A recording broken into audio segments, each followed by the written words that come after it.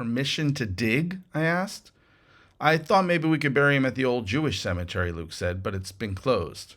There's an old Jewish cemetery here? I asked. Ah, Statia's got a rich history, son. He winked, but didn't elaborate. Belinda suggested maybe we could bury him next to the bluff, on the bluff near the inn, next to Eleanor. Who's Eleanor? I asked.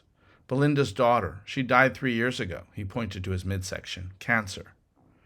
Oh, I'm sorry, I said. Then, sure, I guess. This was the first time I'd considered the question of where to bury the body. I wasn't entirely sure if my brother or sister might want to bring him to Florida, where his parents were, or to New York, where we would be able to visit the grave.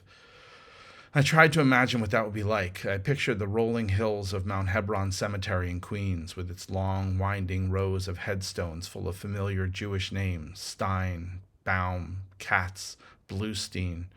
I imagined standing at a gravesite marked with my father's name, Herschel Wohl, on one of those hills crowded with the dead.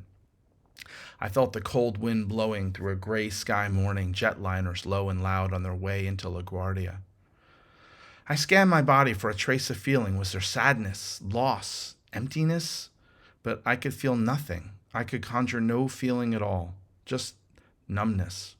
I pictured myself standing there as the world went round and the days went on. His absence felt meaningless, insubstantial, irrelevant.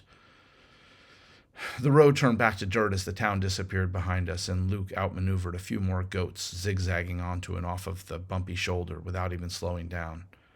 The trail curved around and came over a crest, and suddenly the majestic blue of the ocean appeared before us, spreading out in every direction. Luke made a sharp turn and stopped at a fenced-off driveway. He instructed me to get out and open the gate so we could pull in. I complied in silence. As I opened the door, a breeze hit my skin, and I realized there were tears on my cheeks.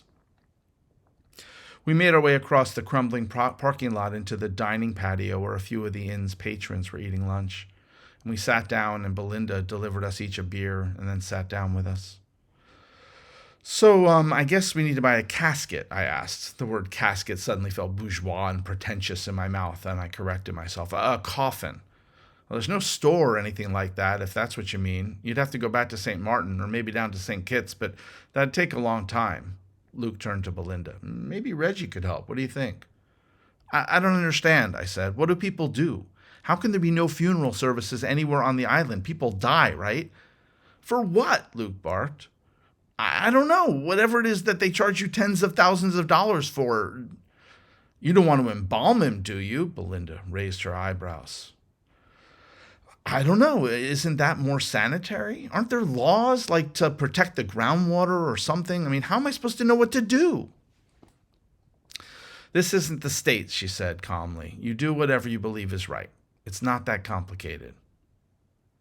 Why don't we wait till your brother and sister arrive, Luke offered, and then you can decide what you want to do. Here, he said, and he pulled something out of his pocket. These were in your dad's jeans when we found him. I took them to keep him from being lifted by the cops. Then he handed me 3 USB memory sticks, holding my gaze a beat too long as I took them and stuffed them into my pocket.